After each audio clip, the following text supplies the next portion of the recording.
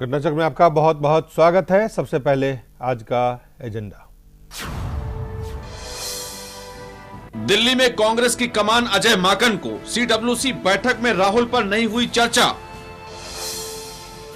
खूनी खेल के बाद भी चार्ली एब्दो में छप रहा है पैगंबर मोहम्मद का कार्टून। सबसे पहले बात करते हैं दिल्ली में कांग्रेस पार्टी की कमान अब दिल्ली में खास करके जो कमान है वो सौंप दिया गया है अजय माकन को। अजय माकन यहाँ प्रचार जो अभियान समिति है उसके प्रमुख भी होंगे और वो चेहरा, वो रणनीतिकार और वो नेता होंगे जिनके नाम पे कांग्रेस पार्टी दिल्ली में मतदाताओं से वोट मांगेंगे। सबसे पहले इस बाबत जो बैठक हुई सीडब्ल्यूसी के बाद क्या कहा गया वो आपको हम दिखाते हैं। We have constituted a campaign committee for the Delhi elections. Mr. Ajay Makan will head this campaign committee. Mr. Ajay Makan, as the chairman of the committee, we have constituted a 101-member campaign committee. और ये आपने सुना जो कह रहे थे कि campaign committee का गठन हुआ है, उनके जो प्रमुख होंगे अजय माकन दिल्ली में बेड़ा पार लगाएंगे, कांग्रेस पार्टी का बेड़ा पार लगा पाएंगे या नहीं लगा पाएंगे। लेकिन उससे पहले सीडब्ल्यूसी की बैठक के बाद जनार्दन द्विवेदी ने मीडिया से क्या क्या बातें कही वो भी आपको हम दिखाते हैं। आज की बैठक के दो हिस्से थे। एक हिस्सा था संगठन और संगठन के चुनाव और दूसरा हिस्सा था जिसमें किसानों पर केंद्रित विषय था। जो न्यूनतम मूल्य है किसानों का एमएसपी, उस पर चर्चा होनी थी, प्रोक्योरमेंट पर होनी थी, उनकी उपज की खरीद पर और कीमतों पर होनी थी। बढ़ती हुई कीमतें आम नागरिक के लिए और किसानों का जो लागत मूल्य है उसकी कीमतों पर चर्चा होनी थी। कैसे पार्टी को मजबूत किया जाए, कैसे नीचे के वर्कर्स को इन्वॉल्व किया जाए, कैसे उनसे रिश्ता जोड़ा जाए, कैसे गांव-गांव पहुंचा जाए, किस तरह से लोगों का मन पार्टी के लिए फिर से पहले जैसा बनाया जाए, तैयार किया जाए, इन सारी चीजों पर चर्चा हुई। The UPA government was guided by the constitutional opinion that an ordinance is provision of last resort and executive discretion that needs to be used judiciously. On the contrary, today's government is operating through a perilous notion that ordinances constitute good governance. We had to communicate. Rahul ji को लेके न agenda में कोई बात थी और न चर्चा हुई। एक वाक्य बहुत बड़ा होता है, एक शब्द की भी बात इस विषय पर नहीं हुई। और शीला दीक्षित को लेके पार्टी के तरफ से क्या बयान आए वो भी आप देख लें। Sheila ji has informed me also that he will be there full time to canvass for the party. She told me that this time she had a long innings and she do not want to be inactive and in the electoral politics. She do not want to be in the electoral politics, but she will be one of our main campaigners. She will be actively in the campaign.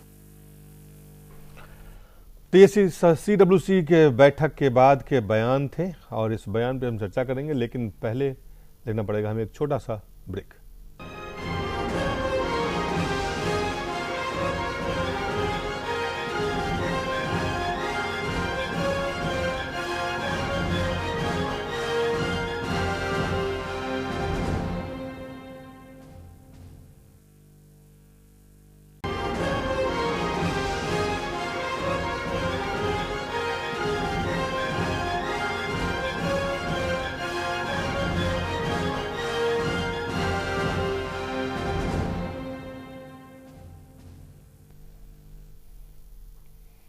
और break पे जाने से पहले आपको हमने दिखाया था कि कांग्रेस पार्टी सीडब्ल्यूसी की बैठक के बाद कांग्रेस के जो बयान आए, जो सबसे अहम बयान है कि दिल्ली चुनाव में कांग्रेस पार्टी की तरफ से जो कमान संभालने वाले हैं वो है अजय माकन।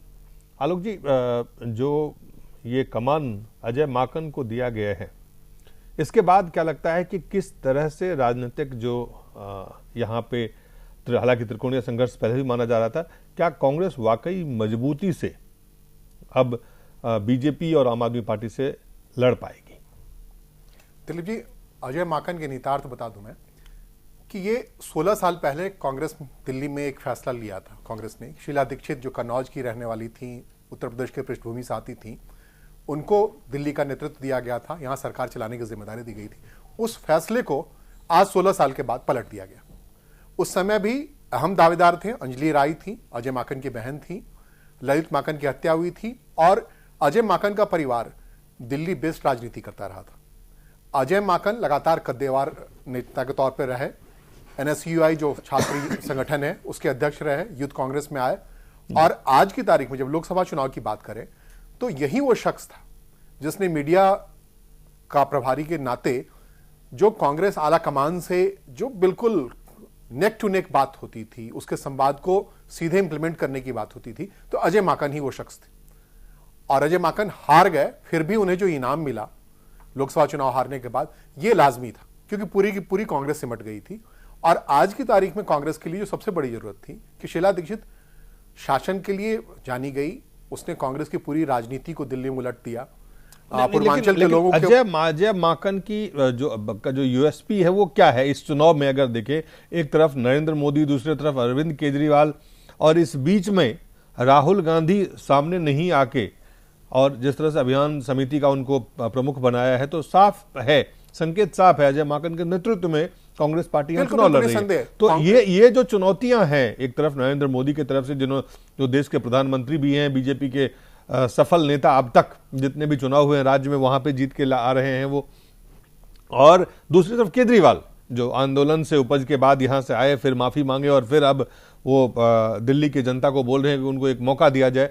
ऐसे में अजय माकन की भूमिका, अजय माकन के नेतृत्व में कांग्रेस की भूमिका क्या, खास कौन सा चीजें जो है मतदाताओं के पास लेके आती है? आपको बताओ, कोर वोटर जो कांग्रेस का है जी, जो बिखर गया था, वो अल्पसंख्यकों में हो या पूर्वांचल में हो या फिर पंजाबियों के बीच में हो, दिल्ली को अगर इस तबके में बांट के देखें या दिल्ली की मूल आबादी के बीच हो, तो ये आपसी लड़ाई में कांग्रेस का जो आपसी लड़ाई थी जिसमें शीला दीक्षित वर्सेस जयप्रकाश अग्रवाल हुआ करता था, बाकी हुआ करता था, उसमें कहीं ना कहीं अजय माकन जो थे वो केंद्रीय नेतृत्व के साथ जुड़े रहे थे और वो कोर वोटर को कन्वे करते रहे थे, उसको मैसेज देते रहे थे अपनी तरफ से। तो इस बार कांग्रेस ने संगठन के जरिए चुनाव में उतरने का फैसला किया।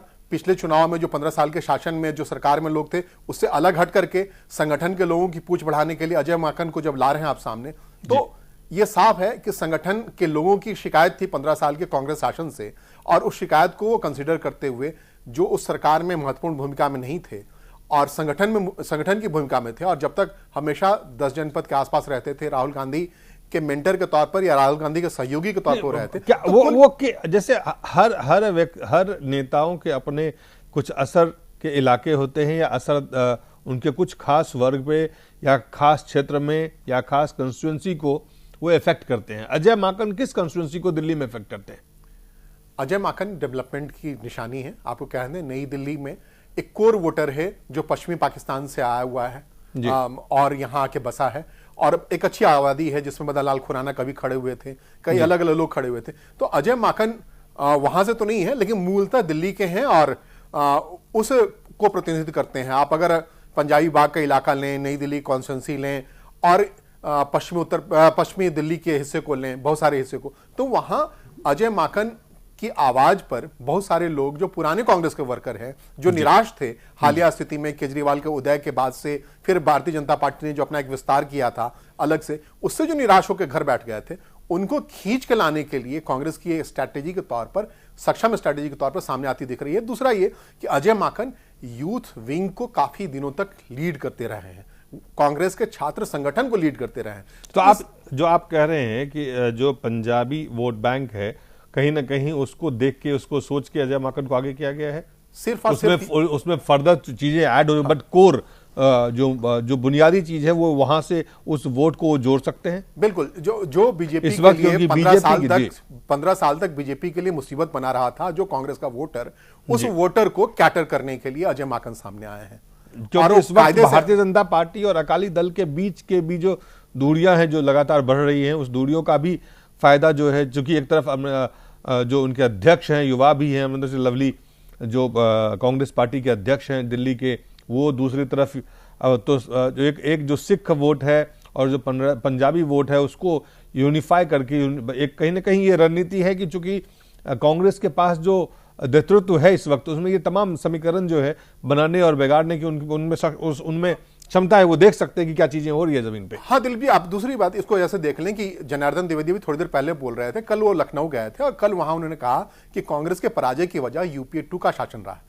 तो सरकार के किए कामों की वजह से जो उसके लोग निराश हो गए थे, घर में बैठ गए थे, वो कैसे खड़े होकर वापस आए, कांग्रेस ने उस दिशा में चिंतन शुरू किया है। इसलिए शीला दीक्षित से दूर जाकर के एक ऐसे व्यक्ति को खड़ा करने की कोशिश है, मनमोहन सिंह से दूर जाकर के एक ऐसे व्यक्ति को खड़ा करने की कोशिश है जिसके सहारे जो कोर वोटर बीजेपी के लिए हमेशा मुश्किल बना रहा है दिल्ली में, वो फिर से कांग्रेस से आ जुटे और फिर से ठीक से कायदे की लड़ाई। ऐसे में मैंने जो सवाल मेरा पहले था, हालांकि कांग्रेस के जो नेता है, युवा नेता हमारे साथ है, एक छोटे सा ब्रेक के बाद उनको हम बुलाते हैं, लेकिन ब्रेक पे जाने से पहले सिर्फ इतना कि केजरीवाल और मोदी के सामने अजय माकन कितना आपको लगता है कितना कारगर साबित हो सकते हैं? देखिए, एक मोटे तौर पे यूपीए 2 के शासन में मनमोहन सिंह के रहते हुए कांग्रेस के बहुत सारे लोग निराश होकर के घर बैठ गए थे जी, और उनका घर बैठना ही जो बार बार 3 बार कांग्रेस को शासन में लाई थी, जो लोगों ने लाया था जी, उन लोगों का निराश बैठने जैसा था। इसी वजह से कांग्रेस की ये दुर्गति हुई थी। अब उस दुर्गति को कैसे दूर की जाए, तो सीधा सीधी शीला दीक्षित से दूरी बनाई। छोटा सा ब्रेक लेते हैं, ब्रेक के बाद जल्द वापस लौटते हैं।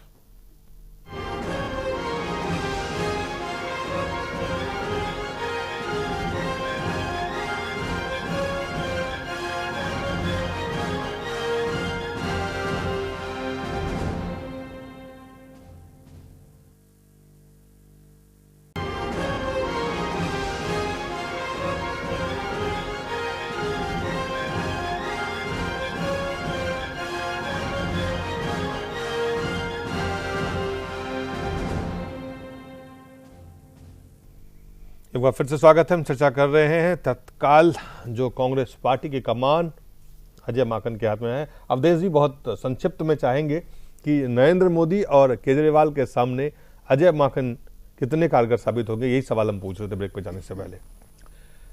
देखिए, इस समय किसी एक कांग्रेस का कोई किसी एक व्यक्ति को खड़ा कर देने से उसकी चुनावी संभावनाएं बदल जाएगी। उसके प्रति जो पिछले लोकसभा चुनाव में लोगों के मन में कांग्रेस के प्रति जो उपेक्षा भाव था और क्रोध था, वो सब खत्म हो जाएगा। इसको मेरे लिए स्वीकार करने की कोई भी जो है आधारशिला मुझे नहीं दिखाई दे रही है। कांग्रेस को किसी न किसी को चुनाव में उतारना था, किसी को लीडर बनाना था। अजय माकन चूंकि दिल्ली से लगातार जो है मजबूत नेता है, दिल्ली के विधानसभा चुनाव जीतते रहे हैं, लोकसभा चुनाव उन्होंने जीता है, मजबूत नेता है दिल्ली के। कुछ तो आपको लगता है कि नहीं बाकी जितने भी नेता है उस सबसे मजबूत और सबसे असरदार नेता है? ये तुलना में ये तो फिर तो अरविंदर सिंह लवली के साथ जरा अन्याय हो जाएगा, क्योंकि मैंने तो उसको भी देखा है कि बहुत बुद्धि से उन्होंने आम आदमी पार्टी और भाजपा दोनों का सामना किया, बोलने में भी, व्यवहार में भी। तो दोनों की टीम काम कर रही है यहाँ पे, ये हो रहा है। ये टीम जो है चुनौती कांग्रेस के ग्राफ के गिरने के जो कारण थे, उन कारणों का निदान जब तक कांग्रेस नहीं करेगी तब तक किसी एक चेहरा के खड़ा होने से वो अरविंद केजरीवाल और नरेंद्र मोदी का मुकाबला कर लेगा, ये हमारे लिए सोचना राजनीतिक दृष्टि से बिल्कुल अव्यवहारिक होगा। संजीव श्रीवास्तव जी हैं, कांग्रेस पार्टी से हैं, युवा नेता है। संजीव जी, हाँ, कुमार श्रीवास्तव नहीं, संजीव श्रीवास्तव, कुमार चलिए कुमार श्रीवास्तव, नहीं संजीव कुमार बोलने बस। चलिए संजीव कुमार जी बताइए। नहीं, अजय माकन जी को जो हम प्रोजेक्शन हमारा आलाकमान ने किया है जी, बहुत सोच समझ के और बहुत अच्छे रणनीति के तहत किया है, और ये पूरा दिल्ली के अंदर उनको इतना अच्छा जो इन 10 सालों का जो एक्सपीरियंस है, और वो छात्र नेता रह चुके हैं दिल्ली यूनिवर्सिटी के, और शुरू से ही बहुत ही एक एक वर्कर को पहचानते हैं जी, जो उनका तजुर्बा है वो बहुत ही अच्छा है। बट सामने में जो है, सामने में कैसे बनता, आपको क्या लगता है? कांग्रेस के जो वर्कर हैं, कांग्रेस के जो समर्थक बहुत हैं, बड़ा जोश है। अजय माकन जी को जो कैंपेनिंग कमेटी का जो चेयरमैन बनाया गया है जी, उससे सारे वर्करों में दिल्ली में बहुत जोश का एक भावना है। चल, और ये देखिएगा आने वाला भविष्य में बहुत अच्छे तरीके से हम होश खोने वाला जोश तो नहीं है ना? नहीं ऐसा चलिए कुछ भी फिलहाल हमारे सारे वर्कर्स कांग्रेस में जोश है, कांग्रेस का माहौल बना हुआ चलिए है। उल्लास है। उस उल्लास का 7 फरवरी को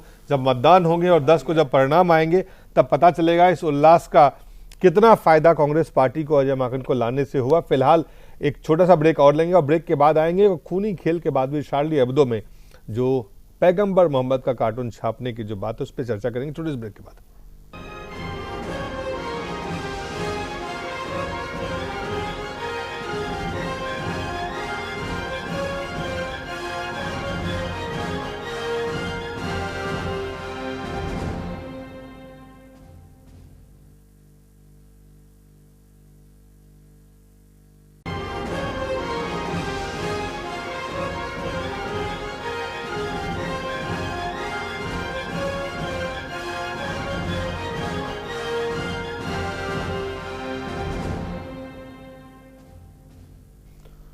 और अब बात करते हैं शार्ली एब्दो जिसके कार्यालय पे फ्रांस में पेरिस में हमले हुए। हमले के बाद पूरी दुनिया में उसका विरोध हुआ, हमला का विरोध हुआ। लेकिन शार्ली एब्दो के जो लेटेस्ट कवर पेज है उस पर फिर से पैगंबर मोहम्मद का कार्टून वो छापा जा रहा है, जिसे 1 मिलियन जो कॉपी बना करके कई भाषाओं में इसे छापने का काम किया जा रहा है। हमारे साथ मौलाना अब्दुल हमीद नोमानी साहब हैं, सचिव है जमीयत उलमा हिंद के, और सैयद अतहर हुसैन देहलवी साहब हैं, मुस्लिम धर्मगुरु है। आलोक कुमार जी बने हुए, अवधेश कुमार वरिष्ठ पत्रकार हमारे साथ आए हैं, और साथ ही साथ संजीव कुमार हैं जो कांग्रेस के नेता हैं। सबसे पहले अब्दुल हमीद नोमानी साहब, इसको कैसे देखा जाए? देखिए, ये जो है जहन की खराबी की बात है। वैसे भी हजरत मोहम्मद का कार्टून को प्रकाशित करना एक जो है निंदनीय और अपराध है, धार्मिक रूप से भी और संवैधानिक रूप से भी। आप जो है अभिव्यक्ति की आज़ादी की बात करते हैं, ये ठीक है। आपको हमारे विचार जो है वो सूट नहीं कर रहे हैं, आप जो उसको नहीं मानते हैं, आप जो है अपनी आज़ादी जो है वो रख सकते हैं सामने। लेकिन ये कि किसी का मजाक उड़ाना या जो है उपहास उड़ाना या जो है जिसको लोग मानते हैं उसको जो है गलत रूप में जो है सामने लाना, ये एक आपराधिक कार्य है। तो इसका मतलब ये है कि ये लोग जो है कोई अच्छी सोच के तहत जो सभ्य समाज के निर्माण के लिए जो प्रयास होना चाहिए उसके पक्ष में नहीं है। तो वो जो है जो आज की तारीख में ये भी एक तरह की जो है वैचारिक जो है कट्टरता जो है ये जो है देश के लिए, समाज के लिए, चाहे वो कोई भी देश हो, कोई भी समाज हो, वो हानिकारक होता है और विध्वंसक होता है। जी अवधेश जी, कवर पेज पर पैगंबर के हाथ में एक साइन बोर्ड दिखाया गया जिस पर लिखा है कि मैं शार्ली हूं, इसके नीचे लिखा है सब कुछ माफ है। मैगजीन के वकील रिचर्ड जो है मलकान फ्रेंड्स रेडियो से बातचीत में कहा था कि यह बताना जरूरी है कि हम आतंकवादियों के सामने किसी भी हाल में घुटने नहीं टेकेंगे। देखिए, शार्ली एब्दो तो बाद में, खैर वो कल पत्रिका आ रही है, लेकिन उसके पहले उस हत्या के नरसंहार के विरोध में पूरी दुनिया के ज्यादातर अखबारों और मैगजीनों ने उसको प्रकाशित करके दिखाया है कि यही है। जब लाखों लोग फ्रांस की सड़कों पर उतरे, उसमें हिंदू भी थे, मुसलमान भी थे, सभी शामिल थे, और सबके हाथ में आई एम शार्ली, मैं भी शार्ली हूं की तख्तियां थी और बहुत सारे कार्टून भी थे। वो उसका विरोध किया गया, उस हमले का विरोध हुआ, पूरी दुनिया में विरोध किया गया। उसका कार्टून भी था जी। मैं तो यह स्वीकार करता हूं कि अगर मोहम्मद साहब का चित्र बनाना मजहब की दृष्टि से वहां नहीं माना गया कि मोहम्मद साहब का चित्र नहीं बनेगा, तो हमको उससे बचना चाहिए। लेकिन बना लेना ऐसा अपराध नहीं हो सकता है जिसके लिए फतवा जारी करके हत्या करा दी जाए।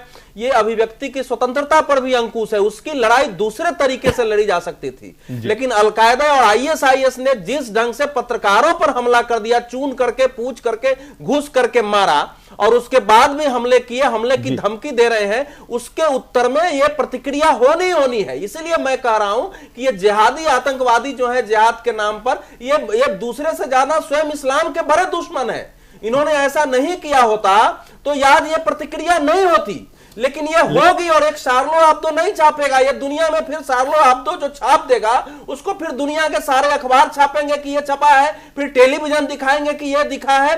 तो फिर ये आतंकवादी दुनिया में कहां कहां किसका मुंह बंद करेंगे, किसका कलम बंद करेंगे, किसके कंप्यूटर को बंद करेंगे। सवाल है वो आतंकवादी मारना कहां किस मारना नहीं, हैं। अपराध ऐसे सुनिए पूरी बात, आपके पास आते हैं, आपके पास आते हैं, जो आपके पास आते हैं। जो सवाल है कि क्या जिस बात का पूरी दुनिया ने विरोध किया कि वो आतंकी हमला था, उसका विरोध किया गया, आज अभिव्यक्ति के नाम पे जो बात आप कह रहे हैं कि वो गलत, आप ये भी कह रहे हैं कि वो किसी धर्म विशेष के लोग अगर उसमें आस्था रखते हैं, मानते हैं, तो उस बातों पे अमल करना चाहिए था, आप ये भी कह रहे हैं। और फिर आप दूसरी तरफ कह रहे हैं कि ये चीज रुकेगा नहीं, तो आखिर इसके पीछे मंशा क्या है? आपसे आपके पास मैं आता हूं, अतहर हुसैन देहलवी साहब, कैसे देखते हैं इसको? इसके पीछे क्या मंशा है, क्या मानसिकता, क्या सोच है, क्या समझ है? देखिए, ये जिहादी वर्ड और ये इस्लामिक फोबिया ये तो यूरोप की देन है, और जितने भी पिछलग्गू टाइप यूरोपीय पिछलग्गू हैं वो इस तरीके के शब्दों का प्रयोग करते हैं। हमारा सीधा अक़ीदा है कि पैगम्बर साहब का हनन हो, या भगवान राम का हो, या गुरु नानक का हो, या जीसस का हो, जिसका भी आस्था के नाम पे जिनका भी मजाक उड़ाया जाएगा, हम सब वहाँ खड़े होंगे। आपको मालूम है, फ्रांस दुनिया में अकेला ऐसा मुल्क है जिसने फ़लस्तीन की हिमायत में इजराइल के ख़िलाफ़ पिछले दिनों पार्लियामेंट में अपने रेजोल्यूशन पास किया, जिसने आयतुल्लाह खुमैनी को अपनी ईरानी इस्लामिक रेजोल्यूशन से पहले अपने यहाँ रखा था, जिसने इसराइल की बेइंतहा मुखालफत के बावजूद यासर अराफात का अपने इलाज करा था।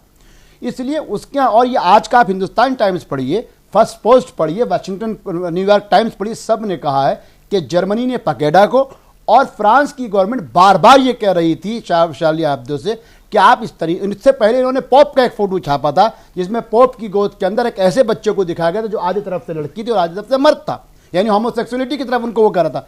तो उन लोगों को बर्दाश्त होगी। हमारा मानना यह है कि अभिव्यक्ति की आज़ादी सही है। मैं ना तो शार्ली हूं और ना ही वो काउची बंधु हैं जिन्होंने इस्लाम के नाम पर उनको मारा है। मैं एक आम व्यक्ति हूं, मैं हिंदू भी हो सकता हूं, मैं मुसलमान भी हो सकता हूं, मेरी जिसमें आस्था है। अगर एम.एफ. हुसैन हिंदू देवी देवताओं की नंग तस्वीरें बनाएंगे, मैं सड़क पे आगे कहूंगा ये गलत हुआ और मैं कभी उसको बर्दाश्त नहीं कर सकता। परंतु भारत जैसे सभ्य देश के अंदर, जहां हम इस बात को मानते हैं, जहां महात्मा गांधी जो है अपनी पगड़ी इसलिए छोड़ देते हैं कि एक औरत को वो नंगा देख लेते हैं, जिस देश में ये चीज़ हो कि अटल बिहारी वाजपेयी की बीमारी को लेके हिंदुस्तान टाइम्स इंडिया टुडे ने एक पूरी स्टोरी छाप दी थी कि उसको नोटिस कर दिया जाता हो, वहाँ पर अगर उस सभ्य समाज के अंदर अवधेश जी जैसे व्यक्ति कहेंगे ऐसा होगा। हमारा मानना ये है, हम धार्मिक कट्टरता को, ये शार्ले आब्दी ने जो छापा है, इससे पैगंबर साहब के ऊपर कोई असर नहीं पड़ा।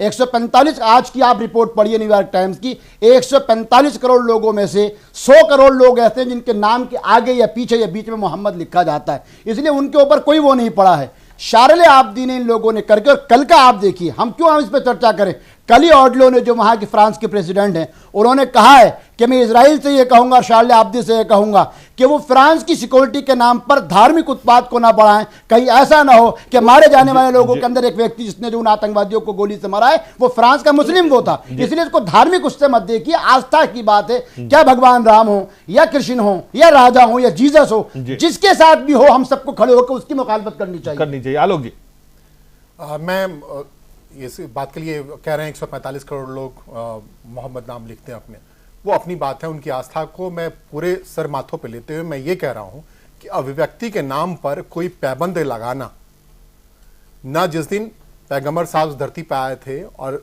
ऊपर से अगर कुरान आयत के तौर पे नीचे उतरा तो वो भी एक इंटरवेंशन था। उससे पहले धरती पे जो कुछ हो रहा था उसका इंटरवेंशन था, और वो भी एक खास तरीके की अभिव्यक्ति की आजादी थी। उस वक्त उसे नहीं रोका गया। मैं तुलना नहीं कर रहा हूं, माफी के साथ, लेकिन कहीं से भी कोई इंटरवेंशन होता है, किसी भी ढंग का इंटरवेंशन होता है, वो इंटरवेंशन अगर साइंस के नाम पे कहिए कि इंसान अगर मंगल पे चला जाता है, वो इंटरवेंशन कह दीजिए कि गैलीलियो चपटी दुनिया को गोल बनाने के नाम पे सजा के लिए तैयार हो जाता है, वो इंटरवेंशन अगर कहिए कि अमेरिका का खोज हो जाता है, अगर ऐसा इंटरवेंशन इंसान का मस्तिष्क लगातार करना चाहता है तो उसको करते देना चाहिए। उस मस्तिष्क को, हाँ बिल्कुल, उस मस्तिष्क को कभी भी कत्ल नहीं करना चाहिए, चाहे वो आपके आस्था कत्ल का मामला, चाहे वो आपके आस्था पे हमला हो। बिल्कुल, कत्ल का मामला उस आस्था को और कमजोर करता है। आज मैं कत्ल की बात नहीं है, बात कत्ल के समर्थन का नहीं है। आप इस बात को सुनिए कि जितने भी दुनिया के बेहतरीन विचारक हैं, आपकी अभिव्यक्ति की आजादी की कोई सीमा है? बिल्कुल नहीं। इंसान के तौर पर अभिव्यक्ति की आजादी के नाम पे किसी भी आस्था, किसी भी मजहब, किसी भी लोगों के विश्वास को आपको ठेस पहुंचाने की आजादी होनी चाहिए। आपको मैं दिलीप जी कह रहा हूं कि मैडनेस ही, पागलपन ही नई संरचना करता है। जब तक कोई बड़ा भूकंप नहीं आता, दुनिया अगर नहीं बिसरती है, तो उसके निर्माण का कार्य नहीं शुरू होता।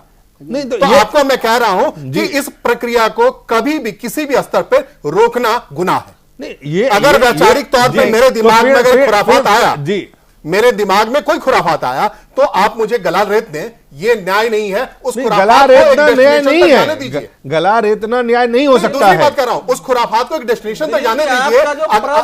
अगर वो मुकम्मल होगा, इसी के दिशा में थोड़ा प्रश्न का दोष है। यहाँ कोई मोहम्मद साहब के या उनके वो अपमान करने वालों के पक्ष में नहीं है, कोई नहीं है। लेकिन आज इशू ये है कि उन लोगों ने जब मारा है तो इसलिए मारा है, तो वो प्रतिक्रिया में किसी ने नहीं की, बिल्कुल गलत। आपने पहले भी बोला, मैं चुप रह गया। आपकी कई बातें ऐसी हैं जिनमें से ये कह देना कि हमारे लिए राम भी, हमारे लिए फलाने। एमएफ हुसैन ने जब बनाया तो इस देश में उसके उनको वापस में आने दिया, कतर में जाके मर गए। वो तो वापस ही ना आए। वो मर गए इसलिए कि उन पर 200-300 मुकदमे थे, वो डर के भाग गए यहाँ से। कोई भी शायरी आपसे खड़ा होगा, नहीं था यहाँ से, उसकी हिमायत कभी नहीं की जाएगी। लेकिन हिमायत नहीं की, लेकिन जी आप पढ़े लिखे व्यक्ति, आपको मालूम होगा का कानून ये कहता है, अगर डाक के ऊपर महारानी एलिजाबेथ का कोई फोटो उल्टा, मैं मुसलमान हूँ, मोहम्मद मेरे खून में दौड़ते हैं, मेरे मस्तिष्क में है। कोई भी शर्म आदमी पैदा होगा, संवैधानिक नहीं करते, कोई हिमायत नहीं कर रहा, कोई नहीं। ना मैं शर्म हूँ ना कोई चीज हूँ, मोहम्मद मेरी आस्था है, मेरे सीने में, मेरे दिल की धड़कन है। 145 करोड़ लोगों की आस्था के साथ किसी शर्म आदमी के साथ नहीं की जाएगी। अरे आपके कहने से क्या होता है? आप क्या कर सकते हैं? आपने खजुराहो देखा है? पाकिस्तान में अरे छोड़िए, किसी भी शर्म आदमी की अगर भारत में लाया गया, उस पर प्रतिबंध लगाया जाएगा। किसी को भी बर्दाश्त नहीं करेंगे। मार दीजिएगा, नहीं मार सकते। हम आतंकवादी थोड़ी, हमने इंदिरा को हमने राजीव गांधी को थोड़ी मारा है, हम गोडसेवादी थोड़ी है। आप अपनी चिंता करिए, बर्दाश्त नहीं करेंगे तो हम करेंगे, आप दिखाओ। नहीं, मुझे मैं गोडसे नहीं हूँ, मैंने इंदिरा गांधी को नहीं मारा, मैंने राजीव गांधी को नहीं मारा। आपकी भाषा खतरनाक है, बिल्कुल नहीं। नाली का पानी प्लीज हमारे लिए तो उसमें मोहम्मद पैगंबर साहब भी हमारे देवता हैं, लेकिन आप अगर ये कहेंगे 140 करोड़, तो इराक में आप किससे लड़ रहे हैं? सीरिया में किससे लड़ रहे हैं? अशोक ने किसको मारा था? महात्मा जी को किसने मारा था? पाकिस्तान में, अफगान में किससे लड़ रहे हैं?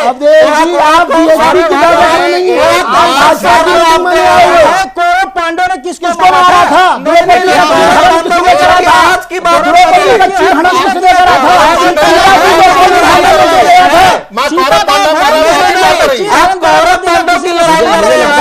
गलत दिशा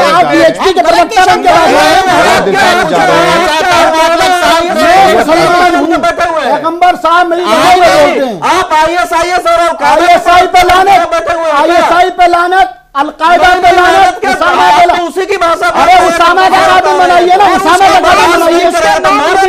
पर भी लानत, जो उसामा का नाम ले, अलकायदा का नाम अपनी जबान पे ला, उस जबान पे लानत। नहीं, वो कहते जरूर है, लेकिन अब भाषा है। अरे जो भी उसके नाम पे हमको बदनाम करे, उस पे लानत।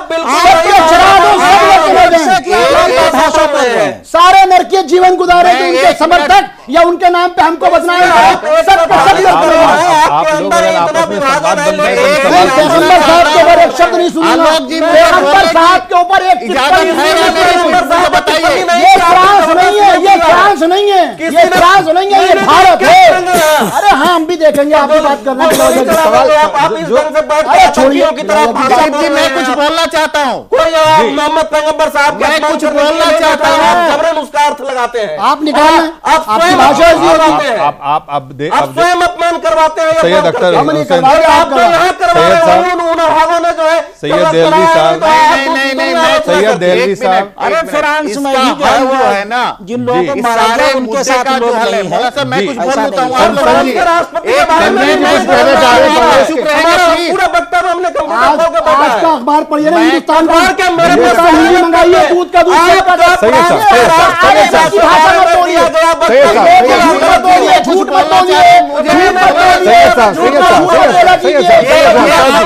सैयद साहब सवाल लोग सुन नहीं पाएंगे, आप एक अच्छी चर्चा कह नहीं पाएंगे, मुझे अच्छी चर्चा हो नहीं पाएगी। आप संजीव जी, हाँ मैं एक चीज अगर एक एक करके बोलेंगे तो लोग शायद सोच भी पाएंगे, समझ भी पाएंगे। मैं भी चाह रहा हूं जी एक दिलीप जी की, देखिए ये सब जितने भी मसले हैं ना, कोई भी चीज को खून खराबा से हम नहीं मान सकते हैं, सबसे बड़ी बात। दूसरी बात चर्चा नहीं कर रहे हैं, नहीं मैं इसका समर्थन नहीं करता हूं, चर्चा कर रहे हैं का एक समर्थन करना चाहिए। दूसरी बात, चाहे किसी भी सवाल ये किसी भी कुछ भी हो, सवाल ये है जो सवाल मेरा था कि क्या अभिव्यक्ति की आजादी की कोई सीमा है? मैं उसी पे आ रहा हूं, मैं उसी पे आ रहा हूं, मैं तो जी, और उसको वही सवाल मैंने पूछा था कि क्या बात को पूरा करने दीजिए पहले मुझे प्लीज। जी बताइए। मैं ये कह रहा हूं कि किसी भी अभिव्यक्ति की आजादी नहीं छीननी चाहिए, सत्य है, सही है, लेकिन किसी की भावना को भी ठेस नहीं पहुंचना चाहिए, यह जरूरी है। चाहे हिंदू हो, चाहे मुसलमान हो, चाहे सिख हो, चाहे ईसाई हो, कोई भी धर्म हो, कोई भी धर्म यह नहीं सिखाता है कि जाके आप सबको हत्या कर दीजिए, जाके आपको सबको किलिंग कर दीजिए, ये इसकी अभिव्यक्ति नहीं की जा सकती है।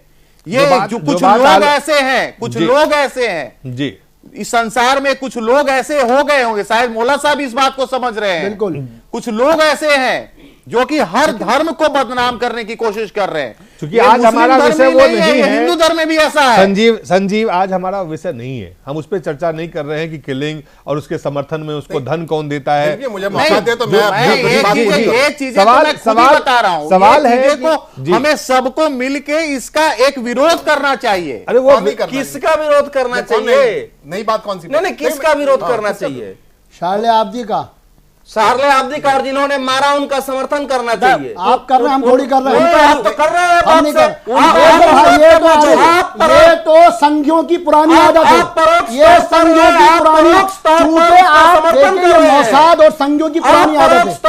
आप चीखिए, हमें कोई असर नहीं पड़ता। चीखिए, आप अपनी आपका समर्थन निकल रही है। अवधेश जी आपके पास भी मैं लौट के आता हूं। जो बात आलोक जी कह रहे थे, जो मैंने सवाल पूछा और जो आलोक जी कह रहे थे कि अभिव्यक्ति की आजादी की कोई सीमा नहीं होती है। मुझे मौका थोड़ा दीजिए, मैं बीच में इंटरवेंशन का शिकार हो गया। मैं ये कहना चाह रहा हूं कि कहीं ना कहीं कोई कुछ कर रहा है इस धरती पर। अगर थोड़ी देर के लिए हम बहुत बड़े आस्तिक हैं, हम मोहम्मद साहब को मानते हैं, तो उनके दिए हुए विचार ही मेरे मन आ रहे हैं, तो उन्हें से ऊपर से अगर कुछ तैरता हो मेरे दिमाग में आ रहा है, कोई खुराफात ही आ रहा है, भला सही आने तो भाई वो उसी का दिया मान के आने दो। हाँ, इसका मतलब ये कह रहे हैं जो कार्टून बनाया गया सही है, बिल्कुल सही है। अगर कोई करता, अगर उसको नहीं रिकॉग्नाइज करते आप, फिर अगर आप इसको बात कर लेंगे, ये बहुत बड़ी बात है। अगर आप उसको रिकॉग्नाइज नहीं करते, कोई सड़क पे थूक फेंक रहा है, उसको आप रिकॉग्नाइज नहीं करते हैं, 4 बार में हो सकता सुधर जाए वो, है ना, लेकिन आप जैसे ही पकड़ेंगे, दौड़ाएंगे, तो उसको लगा पूरी भीड़ हमें थूक फेंकने के लिए दौड़ा रही है, इस दौड़ का मजा लो यार जी।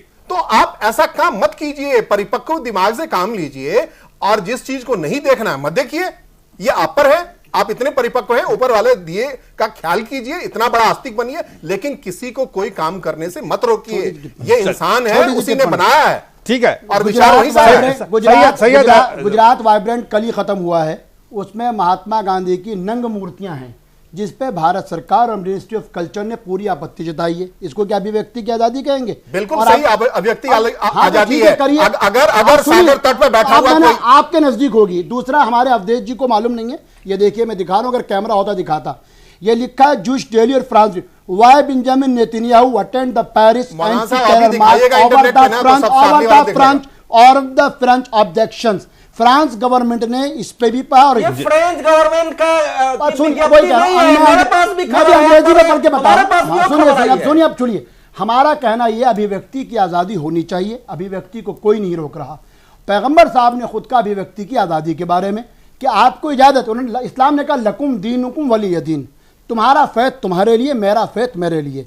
मगर इसका मकसद क्या? इसका मतलब ये जो महात्मा गांधी के शब्दों में है, महात्मा गांधी ने कहा कि आस्था की बुनियाद यह है कि मैं अपनी आस्था का पाबंद हूं और दूसरे की आस्था का मैं एहतराम करूंगा, हर हाल में उसका एहतराम करूं।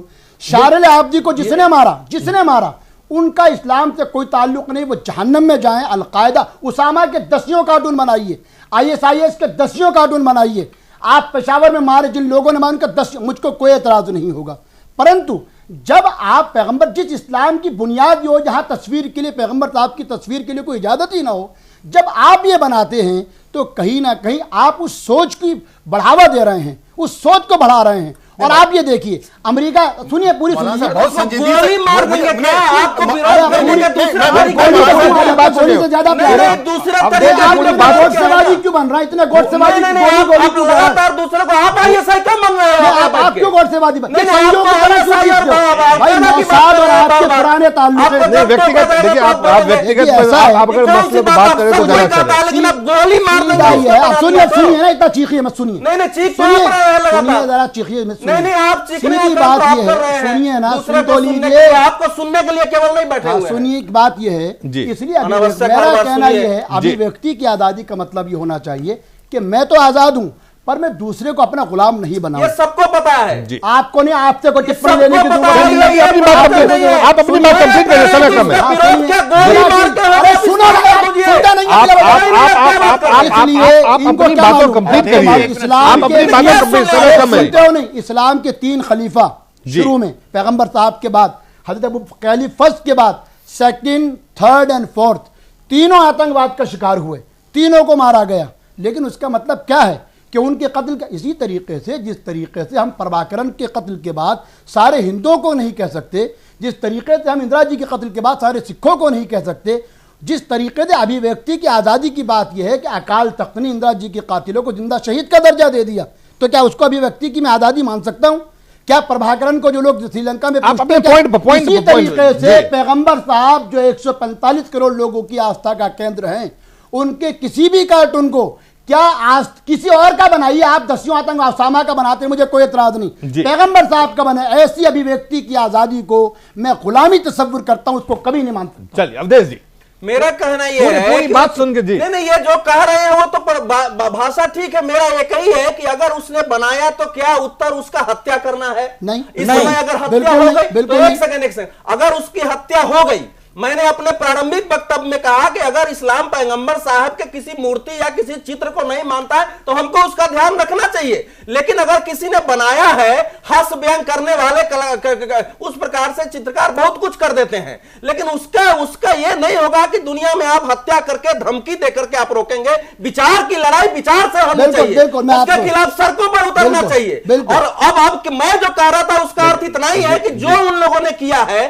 अब उसकी प्रतिक्रिया में जगह छापे जा रहे हैं, जहां नहीं छप रहे थे वहां भी छप रहे हैं। तो ये जो प्रतिक्रिया हो रही है, अब दुनिया को कहां ले जा रही है, ये चिंता का विषय है। बौद्धिक प्रतिक्रिया है। नहीं, केवल बौद्धिक नहीं है, केवल बौद्धिक नहीं है। देखिए, बौद्धिक प्रतिक्रिया होगी ना तो सारी भाषाओं में छाप करके, आखिर पैसे कहां से आ गए? जो पत्रिका 10 से 30 हजार छपती थी, उसको आज 10 लाख छापने के लिए पैसे कहां से आ रहे हैं? वो पूरी दुनिया में भेजने के लिए पैसे कहां से आ रहे हैं? इसलिए मैं नहीं मानता हूं केवल बौद्धिक प्रतिक्रिया है। मेरा भय यह है कि दुनिया को हम किस ओर ले जा रहे हैं, चाहे किसी भी क्षेत्र के अवधेश जी, क्या इसका मतलब ये समझा जाए, इसके पीछे सोची समझी सोच के तहत ये काम किया जा रहा है? दुनिया में एक बराबर कल्चरल वार जो क्रूसेड्स खत्म हो गया था उसके पक्ष में है। ये सचेत होने की जरूरत है कि ऐसे पागल लोग कहां से तैयार हो रहे हैं कि जब जाके विरोध करो, धरना दो, प्रदर्शन दो, पत्रिका को जला दो, राख करो कि मारोगे तो फिर उनको मौका मिलता है आपके खिलाफ काम करने का। नुमानी साहब, अलग अलग राय है, लेकिन कुछ चीजें ऐसी सामने आ रही है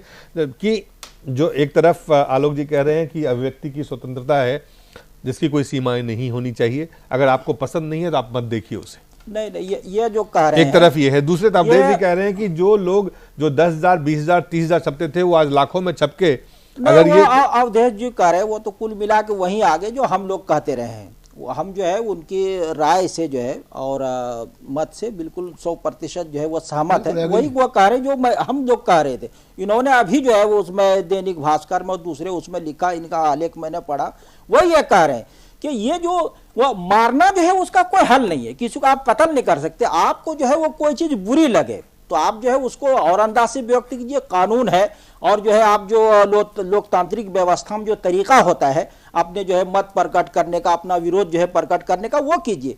ये जो है आपराधिक कार्य जो है किसी को कत्ल कर देना, ये जो है किसी व्यक्ति किसी संगठन को इसका बिल्कुल अधिकार नहीं है, इस्लामी शरीयत में भी जी। ये बिल्कुल गलत हुआ है और इसका जितना भी विरोध उसका तो पूरे दुनिया ने विरोध किया, पूरे दुनिया ने विरोध किया। जो अब आजादी जो होनी चाहिए। अब जो पैगंबर मोहम्मद के कार्टून छपने की वजह से जो छप रहा है, जो कल के अंक में आ रहा है, उसको देखते हुए उस पर सवाल था कि क्या इसको जो है इसके बाद जो विरोध जो होगा वो एक विरोध तक, या उसको जो बात कह रहे हैं अभिव्यक्ति की आजादी है, आपको नहीं देखना हो मत देखें, जिसको छापना है वो उसको भी गलत मानते हैं। जैसे जो है उनका कत्ल करना उन लोगों का, कार्टूनिस्टों का जो गलत था, इसी तरह ये भी छापना भी गलत है। हम दोनों को मानते हैं।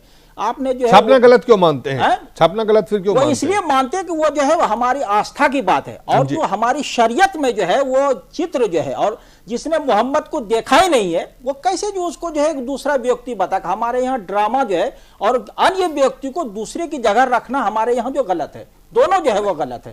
तो आपने ये देखा होगा कि ये जो अवधेश कह रहे हैं बहुत सही बात कह रहे हैं कि ये जो क्रूसेड और जो है सलीब की जंग है, वहां एक माहौल बनाने की कोशिश हो रही है। उंदुलुस में यही हुआ कि वहां मुस्लिम जो है वो शासन था, तो वहां उन लोगों ने एक शहीदी दस्ता जो बनाया था कि मोहम्मद साहब को सड़क पे निकल के जो है गाली दो। वो जो है 300, 250 और 50 की जो संख्या में आते थे सड़क पे, और मोहम्मद को जो है माँ बहन की गाली देते थे। क्योंकि इस्लामी शरीयत और हुकूमत में तो ऐसे लोगों को जो है वो मौत की सजा होती है, तो वहां सजा होती थी। फिर वो जो है पादरी जो होते थे वो गांव-गांव में जाते थे कि देखो तुम्हारे जो है लोगों के साथ क्या हो रहा है। उसके बाद जो है पूरी तो आप ये कहते हैं कि ये जो कि जब इस तरह का हो रहा था तो वो जो है खुद अपने आप अभी जो हो रहा है उघाड़ रहे थे, वो कि उघाड़ रहे थे अपने आप को कि हम जो है वो किस जो है वो नीची सतह पे स्तर पे आ गए हैं। तो वहां भी मुसलमानों को समझदारी से काम लेना चाहिए कि ये जो है वो कोई न कोई इसके पीछे जो है षड्यंत्र है, खेल चल रहा है। इसी तरह फ्रांस में भी ये कहा के एक जो है वातावरण माहौल जो है वो बनाने की कोशिश हो रही है कि वहां जो आज जो है वो 50-60 लाख की संख्या में जो मुसलमान है और जो है यूरोपीय देशों में, उनके खिलाफ जो एक तरह का माहौल बनाया जाए, और ये वहां इसकी जो है वो शुरुआत जो है हो गई है। मैं कह रहा हूं कि मैं थोड़े से संजीदगी के साथ कह रहा हूं कि आप कॉर्नर होते क्यों हैं भाई? इतने परिपक्व हैं आप, इस चीजों को समझ रहे हैं कि आपको कॉर्नर किया जा रहा है, तो थोड़ा बोध से परिपक्वता से इंतजार कीजिए। और आपने कहा कि फैसला आप विरोध कर रहे हैं, तो आप खुद को इस काबिल बनाइए कि फ्रांस का जुडिशियल सिस्टम के हेड पे जाकर आप बैठ जाइए और वहां एक जुडिशियल सिस्टम को अपनाइए, और आप कम से कम इस टीवी चैनल से अपने यूथ को, बाकी लोगों को इस काबिलियत का ख्याल करने की कहिए कि एक सिस्टम में अपने को उभारो। इस छोटी मोटी प्रतिक्रिया में मत जाओ, बड़े तरीके से खुद को जमाओ, और इस बात को ठीक से पैरोकार के तौर पर पेश करने के लिए अदालत में मजबूती से खड़े हो। अदालत में मामला गया था, न्यायालय में मामला खारिज हो गया। न्यायालय ने यह कहा कि इसने केवल पैगंबर साहब का नहीं, ईसा मसीह का भी बनाया है, दूसरे धर्मों का मजाक उड़ाया। हम इसको इस्लाम के विरुद्ध इस पत्रिका को नहीं मानते। अवधेश जी ने जो कहा पहली चीज तो मैं उनसे लगता हूँ कि चूंकि बहुत गर्मा गर्मी हुई, हमारी उम्र में भी बड़े, तजर्बे में भी बड़े हैं, लेकिन उन्होंने वही बात की जो हम सब कह रहे हैं, उनके लेख में भी यही है। अवधेश जी इस बात को जानते हैं कि फ्रांस जो है, और शायद हमसे ज़्यादा तजर्बेकार आदमी हैं, एक ज़माने में फ्रांस की जो फ्रेंच डिक्शनरी थी वो दुनिया में सबसे बड़ी मानी जाती थी, दुनिया के बड़े हिस्से पे उसका पॉइंट पाइए। आज परेशानी ये है कि यूरोप जो लड़ाई लड़ रहा है, शायद अवधेश जी इस बात को कहीं एडमिट करें या ना करें, लेकिन यूरोप और अमेरिका के बीच सत्ता की जो लड़ाई है उसमें ब्रिटेन अपनी भूमिका से बहुत पीछे जा चुका है। आज फ्रांस पूरी ताकत के साथ वहां खड़ा है, और आप ये देखिए मिलेनियम मार्च में अमेरिका का किसी को ना पहुंचना और ये कह देना कि नहीं इसमें अलकायदा की, हमने नहीं कहा, ये अमेरिका ने कहा। So you see politics, आपसी झगड़ा आप इसमें अंतरराष्ट्रीय सियासत देख रहे हैं। बिल्कुल पूरे चीज में इजराइल का पूरा खेल है, इसमें इजराइल बहुत अच्छा है। सियासत देख ले, चक्की की तरह चक्की में बीच में जाके जो पिसने की तैयारी करते हैं, ये उस तरीके से ना जाए। हमने बिल्कुल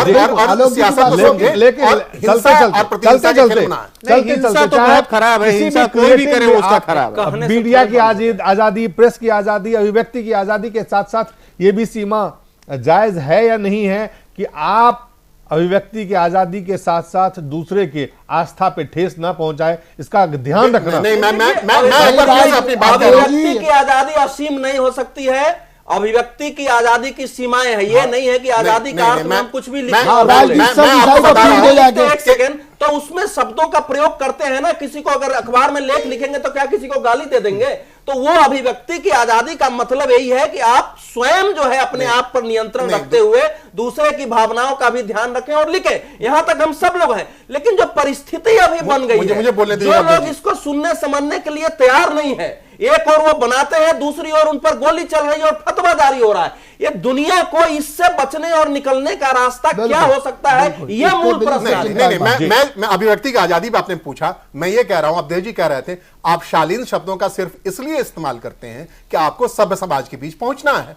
अगर आपने ये तय कर लिया कि हमारा पाठक वर्ग कोई और होगा और वहां तक हमें पहुंचना है, तो आज की तारीख में कोक शास्त्री बिकता है, उसका भी पाठक वर्ग है, तो उसको क्यों आप रोकते हैं? आप ऐसा मत कीजिए। जहां और अभिव्यक्ति की आजादी के नाम पर दुनिया में जो कुछ भी लिखा जा रहा है लिखने दीजिए, उसके पढ़ने वाले, चूंकि दुनिया बहुत सभ्य है तो सभ्य लोगों को ही पढ़ती है, समझती है और सलीके को अपने अंदर उतारती है, तो दुनिया को तरीके में जीने दीजिए। लेकिन आप कहीं जाकर के आप ये कह रहे हैं मत बनिए कि हम रोक लेंगे। आप ये कह रहे हैं कि कोक शास्त्र को तो कोक शास्त्री चाहने वाला पड़ेगा ना, बिल्कुल उसके लिए लिखा जाना चाहिए, उसके लिखा जाना बंद नहीं होना चाहिए। अवधेश जी, एक ट्वीट आया है, आजादी की एक हद होनी चाहिए वरना वो आजादी आवारगी बन जाती है। हम लोग भी यही कहते हैं कि सब समाज कभी भी आवारा नहीं हो सकता। बंधन जरूरी है। मैं आपको कह रहा हूं तो इस पर एक मत है।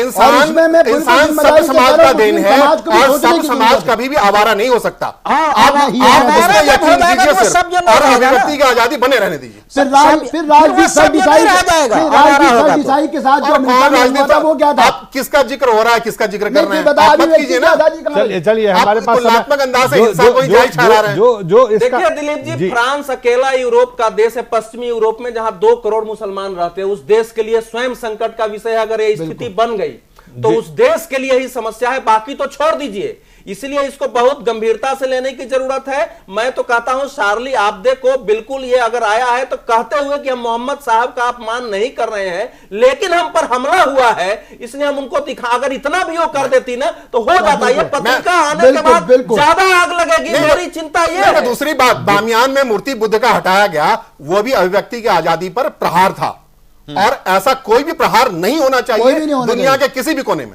चलिए फिलहाल आप सब लोगों को, नवानी साहब, देहलवी साहब, अवधेश जी, आलोक जी और संजीव जी, आप सब लोगों का बहुत बहुत धन्यवाद।